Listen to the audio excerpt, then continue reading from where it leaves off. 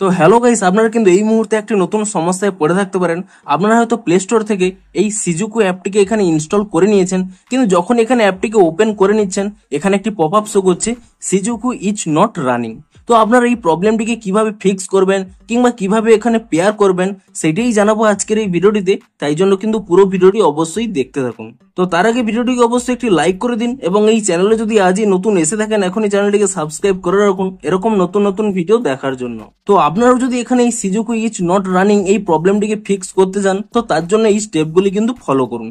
প্রথমে কি করবেন, এই অ্যাপ থেকে কিন্তু এখানে ব্যাক করে নিয়ে আপনারা কিন্তু এখানে আপনাদের সেটিংস অ্যাপটিকে কিন্তু ওপেন করে নেবেন এবং তারপর এখানে নিচের দিকে স্ক্রল করে নিয়ে আপনারা কিন্তু এখানে অ্যাবাউট ডিভাইস এই অপশানে কিন্তু ক্লিক করে নেবেন এবং এই অপশানে ক্লিক করে নেওয়ার পরে তারপর কিন্তু আপনারা এখানে এই ভার্সন অপশানে ক্লিক করে নেবেন। দেখুন আপনারা এখানে ভার্সন নাম্বার কিংবা বিল্ড নাম্বার যে কোনো একটি অপশান পেয়ে গেলেই সেই অপশানের উপরে কিন্তু এখানে বারবার ট্যাপ করবেন। তারপরে কিন্তু আপনাদের এখানে আপনাদের যে পাসওয়ার্ডটি রয়েছে সেই পাসওয়ার্ডটি দিয়ে দেবেন।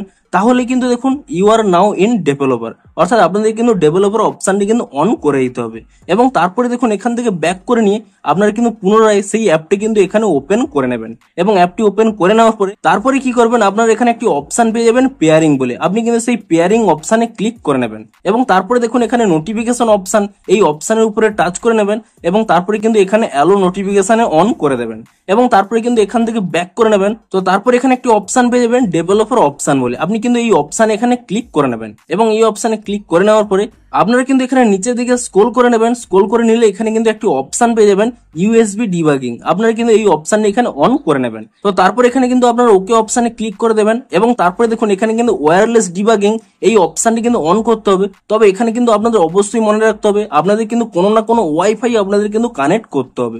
আপনারা প্রথমে এখানে ওয়াইফাইটি কানেক্ট করে নেবেন এবং তারপরে কি করবেন, এখানে ওয়্যারলেস ডিবাগিং এই অপশানটি কিন্তু এখানে অন করে দেবেন এবং তারপরে কিন্তু এখানে অ্যালো অপশানে কিন্তু ক্লিক করে দেবেন এবং তারপর এখানে এই ওয়্যারলেস ডিবাগিং এই অপশানের উপরে ট্যাপ করে নেবেন।